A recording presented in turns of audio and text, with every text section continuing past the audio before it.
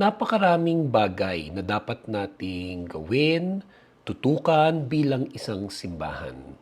Pero napaka-importante na alam din natin kung ano yung pinaka-importante.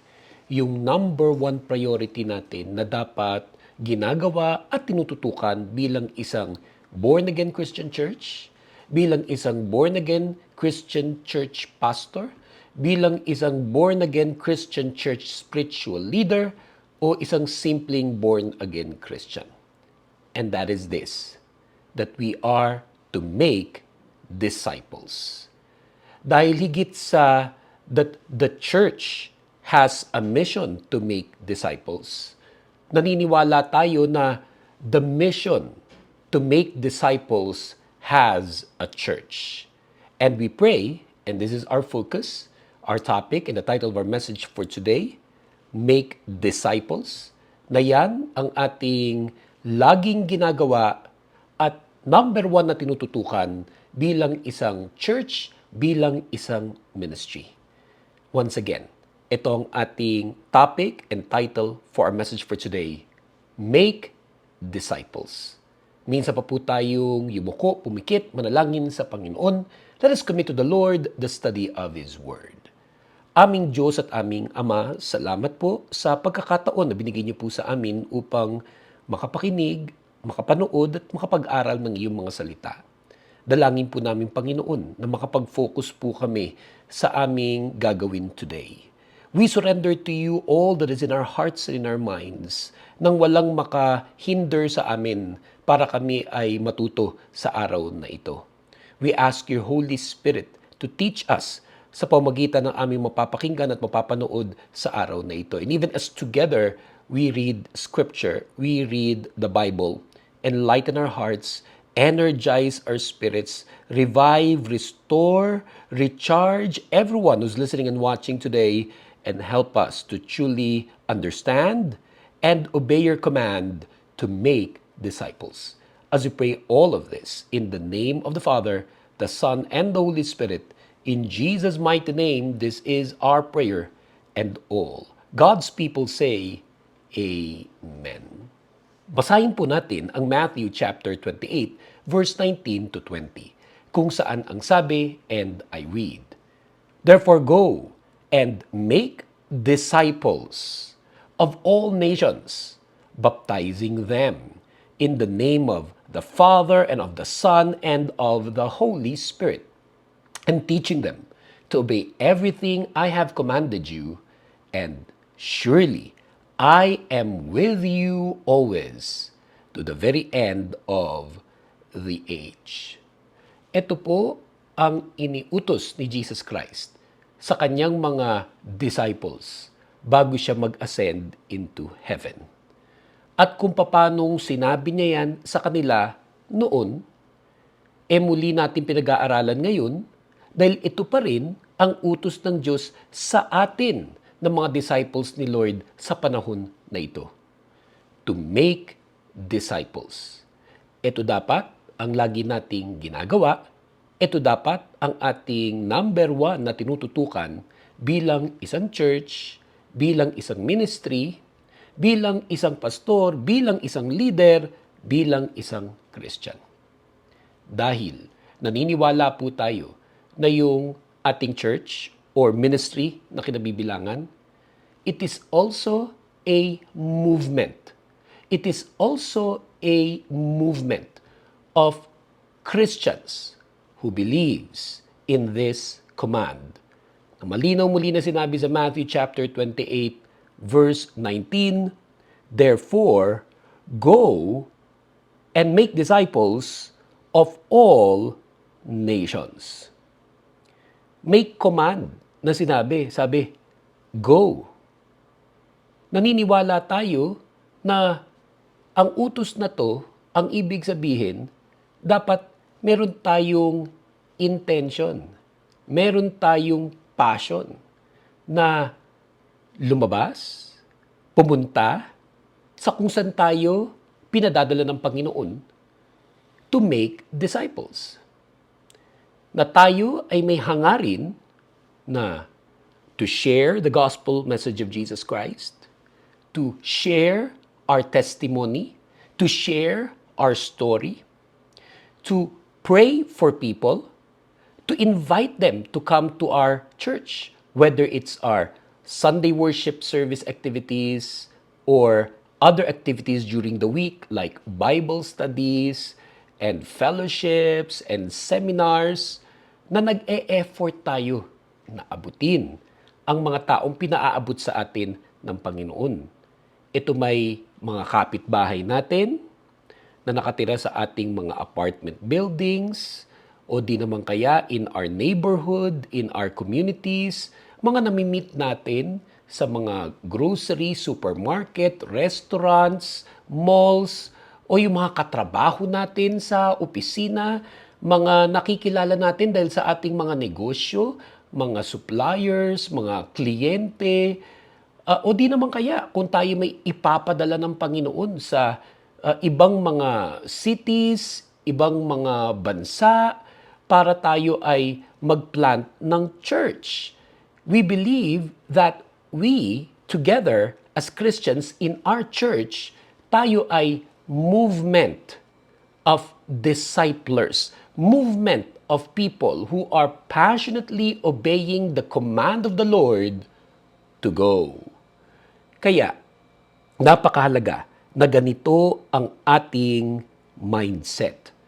And if that is our mindset, if that is how we identify as Christians and as believers and followers of the Lord Jesus Christ, nagiging malinaw sa atin na ito ang ating life, ito ang ating lifestyle. Binanggit din dyan na yung scope nung aabutin natin, yung target audience natin. Hindi nalilimit, hindi dapat malilimit sa mga kalahi lang natin ng mga Pilipino. Dahil lalo na kung tayo din ng Diyos sa iba't ibang mga bansa at halos araw-araw ang i-encounter natin ay iba't ibang mga lahi. Malinaw na malinaw kung bakit yan yung naging command. Ano? Sabi, go and make disciples of all nations. Admittedly, mas madali namang mag-share ng gospel, mag-share ng ating testimony, mag-share ng ating story, mag-pray for people, mag-invite sa mga tao pumunta sa ating church kung sila'y kalahi natin. Dahil una, yung language barrier, di ba? At least kung kapwa Pilipino natin, minsan pa nga kababayan pa natin sa probinsya, Bisaya, o Ilocano, Kapampangan, Tagalog, it's much easier to communicate. However, kung dinala na tayo ng Panginoon sa iba't ibang mga bansa, at kahit pa nga kung nasa Pilipinas, di ba? Practicein natin yung pag-i-Ingles kung English yung pinaka-medium of communication for people in that country, or kung ano man yung lingwahe na dominant doon sa bansang yun. Kunyari, Arabic, o di kaya, kung nasa Europe naman, French, German, Italian, o di naman kaya kung ito'y nasa South Asia, o Southeast Asia, pwedeng mga iba't ibang dialect sa mga Indiano, pwedeng Chinese. Kung saan man tayo dinala ng Panginoon at nakaka-encounter tayo ng iba't ibang mga lahi.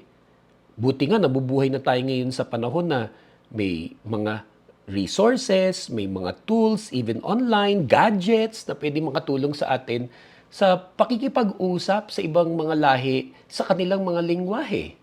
Pero halimbawa lang talagang napakahirap aralin ng mga lingwahe ng mga bansang yun. Mga Pilipino naman, marunong mag-Ingles generally. Huwag niyong iisipin yung kailangan laging grammatically correct, that it will prevent you from communicating. Kadalasan ang kailangan lang gawin simulan mo, subukan mo, and just keep on speaking and talking. And you will realize, si Lord, ina-anoint ka na. That even as you share the gospel, share your testimony, share your story, pray for people, and invite them to come to our church, to our service, to our Bible studies, na sila ay hinihipo ng Panginoon. Kasi yun yung scope, yun yung target. Ang sabi, go and make disciples of all nations. At yan ang number one din na gusto kong matutunan natin sa araw na ito, that we are a movement of disciplers, that we should passionately obey the Lord and go and make disciples. It is also important for us to realize na may pinatutunguhan yung lahat ng ito, yung you shared the gospel to them, you shared your testimony, you shared your story to them, you prayed for them, you invite them to our church, na ang dapat na pinatutunguhan nito, at ito yung dinidesire natin dapat lahat, na yung mga naimbita natin sa church, magtuloy-tuloy sila, maging regular attendees sila, at ma-disciple natin sila that eventually it will lead to them to experience water baptism. Kasi if we are a movement, number one, no? Mula rin dyan sa Matthew 28:19-20, makikita rin natin na may marker yung discipleship. At yung pinaka-marker ng discipleship is water baptism. Dahil again, sabi sa atin sa Matthew 28, verse 20, no? Matthew chapter 28, verse 19, then later to 20, baptizing them in the name of the Father and of the Son and of the Holy Spirit and teaching them. So tayo, 'di ba? Pag naimbita mo na sa church 'yan, sana nga no, lalo na pag ito ay umabot na at least mga 2, 3, 4 o higit pang attendance sa ating church service. No, kung ito'y naka-attend ng at least a month at kahit paano, nakikita mo na sa kanya, pag kinakausap mo siya, nandoon na talaga yung kanyang desire na maging part ng ating spiritual family. Simulan na natin na sharean sila tungkol sa ano ba yung ibig sabihin ng water baptism at kung bakit magandang gawin na rin nila ito the soonest. Dahil para sa atin, ang water baptism, ito ay public confession of one's faith in the Lord Jesus Christ. Na ang number one na requirement lang naman talaga sa water baptism, when you ask that person, do you believe in Jesus? Do you believe in Jesus for your salvation, for the forgiveness of your sins, for your eternal life, for your relationship with God? Na pag tinanong yun sa kanya at ang sagot niya ay yes, yun na yun. Yung taong yun ay pwede nang mag-participate sa water baptism. Pwede na natin siya i-baptize. At nakakatuwang isipin na ikaw yung ginamit ng Lord to share the gospel. You also shared your testimony, you shared your story, you prayed for this person, you invited this person to our church, at ngayon, ikaw na rin yung tuturo sa kanya tungkol sa water baptism, ikaw na rin yung nag-aaya sa kanya at sinamahan mo siya sa kanyang water baptism bilang witness. And this is so important because as a believer does water baptism, ito yung paraan kung paano rin itong believer na ito ay nagiging isang official na member o bahagi ng ating church ministry or spiritual family. And then, of course, hindi naman nagwawakas din dun yun, dun sa water baptism. Because as we are now a movement of disciplers, number one. Number two, as there is this marker for discipleship, which is water baptism. Also, as we've read Matthew 28:19-20, nakikita rin po natin dito yung molding, yung pagmo-mold sa atin sa pamagitan ng patuloy na pagtuturo sa atin concerning our faith. At ito ay na-accomplish, at least in our case as a church, as that person not only attends the Sunday worship service, but also becomes part of our Bible study groups. Dahil again, sabi sa Matthew chapter 28, and this time in verse 20, and teaching them to obey everything I have commanded you. Pag ang isang tao napunta na sa ating church, and then later sila'y na water baptized, naging part ng ating Bible study groups, kung sino man yung mga naka-assign na mag-lead at magturo ng mga Bible study groups na yun, nagiging malinaw sa kanya na ito yung pinadi-disciple sa akin ng Panginoon at kailangan maturuan ko sila ng lahat ng natutunan ko rin sa aking pastor, lahat ng natutunan ko sa church na ito, sa lahat ng natutunan ko sa Biblia, sa lahat ng natutunan ko sa Panginoon at kung paano yun sundin. Dahil more than just learning all of the knowledge, the most important thing is learning to obey. More than just learning all of the knowledge is that we learn to truly obey the Lord. Kaya, sa lahat sa atin na bahagi ng isang born-again Christian church, sa lahat sa atin na ikaw na ngayon na isang born-again Christian church pastor, ikaw na ngayon na isang born-again Christian church spiritual leader, lalo na spiritual leader ng isang Bible study group or sa iba tawag ay cell group, discipleship group, life group, and so on. Nakikita mo ang sarili mo na ikaw ay nagdi-disciple, na itong mga kasama mo ngayon sa Bible study group, hindi mo lang sila tinuturuan, kundi tinuturuan mo din sila paano in the future, in the near future, they will also do the same. Na kung yung ginagawa mo ngayon, nagtuturo ka sa kanila. Ano yung ginagawa mo ngayon? Nagdi-disciple ka sa kanila. In fact, ito yung gusto ko talagang maisip ng lahat ng nagli-lead at nagti-teach sa Bible study groups. You are not just teaching. What you are doing, you are discipling these people so that they too will eventually do what you are doing so that they too will also make disciples. Hindi pa nga rin natin masabi, baka in the future din. No? Whether ikaw na Bible study group leader and together with your Bible study group or together with other Bible study leaders or other Bible study groups will be called by the Lord to also plant new churches. Whether in the city or country where our church or your church now belongs, or in another city or in another country where the Lord will send you to either work or migrate, o di kaya pagbalik sa Pilipinas, kung ikaw man ay magpupurgod, hindi natin matatawaran at lalong hindi natin mapipigilan ang pagkilos ng banal na Espiritu para mas dumami pa ang mga churches na papaplant. Dumami pa yung mga churches na paplant and therefore dumami pa ang mga movements of disciplers. Dumami pa yung mga magdi-disciple ng mga taong hindi pa nakakakilala kay Jesus Christ. And if you feel and sometimes even fear na naku, baka hindi ko kaya gawin yun. Okay na ako doon sa nagtuturo, kaya ko yun yung pagtuturo. Okay na ako doon sa tumutulong o nagsaserve. Siguro naman katanggap-tanggap na uma-attend naman ako every week. If sometimes you feel and you fear na baka hindi mo kaya mag-disciple, diyan din sa Matthew 28 verse 19 to 20, ini-encourage tayo kung paano in-encourage ni Lord yung mga disciples niya noon. Remember ito yung bago siya mag-ascend into heaven. Ito na yung, naku, hindi na muna natin makikita si Jesus Christ physically. Tayo na to, ako na to, ikaw na to, paano na? Ayun yung promise, di ba? Sa Matthew 28 verse 20, and teaching them to obey everything I've commanded you, and surely I am with you always to the very end of the age. So bukod sa number 1, di ba? We are a movement, no? It is a movement of disciplers. Number 2, that there is a marker, yung water baptism. Number 3, na merong molding.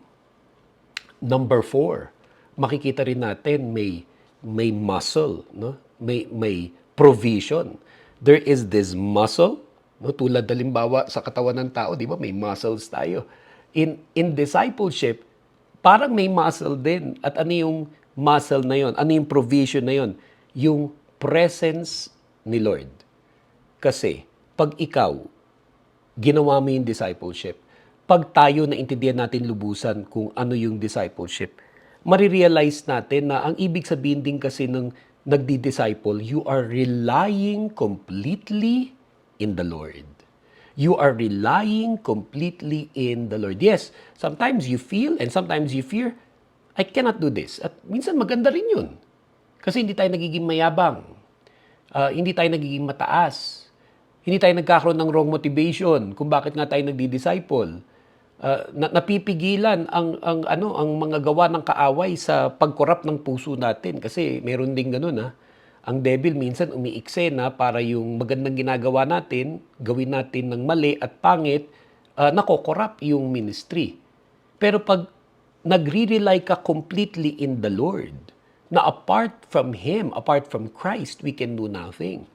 E di, ginagawa natin yung ministry with the right motivation, with the right heart, and with the power of God. Sa pamagitan ng lakas ni Yesu Kristo, di ba nga, ang sabi sa Philippians, I can do all things through Christ who gives me strength. E di pati yung discipleship, magagawa natin sa pamagitan ng Diyos. Dahil kaya nga sinabi sa Matthew 28 verse 20, and teaching them to obey everything I've commanded you, and surely I am with you always to the very end of the age. Kaya, kung dun sa tanong, kaya ko ba mag-disciple? Pwede ba akong mag-disciple? Dapat ba akong mag-disciple? And the answer to that is yes. And the challenge for all of us, whether ikaw ay pastor na, ikaw ay isang spiritual leader, lalo na ng mga Bible study groups, at kahit pa nga, ang tingin mo sa sarili mo, isa ka lang simpleng Christian na uma-attend o nagsaserve sa ministry. Ang challenge sa ating lahat is to obey God's command to make disciples. Make disciples. And again, I repeat, the challenge for all of us, make disciples. Let us pray. Aming Diyos at aming Ama, salamat po sa oras na to, sa araw na to na kami ay nakapakinig, nakapanood at nakapag-aral muli ng inyong mga salita. Salamat sa mensaheng ito na nagbabalik sa amin sa dapat namin laging ginagawa, sa pinaka-importanting dapat namin tinututukan bilang isang born-again Christian church, bilang isang born-again Christian church pastor, bilang isang born-again Christian church spiritual leader, bilang isang born-again Christian, that we are to obey your command to make disciples. Nawa, lalo pa namin ito maunawaan, lalo pa namin ito matutunan, mapag-aralan, at maisagawa sa aming simbahan, sa aming buhay. Teach us, Lord. Empower us, Lord, to go and make disciples of all nations. As we pray all of this, in the name of the Father, the Son, and the Holy Spirit, in Jesus' mighty name, this is our prayer, and all God's people say, Amen.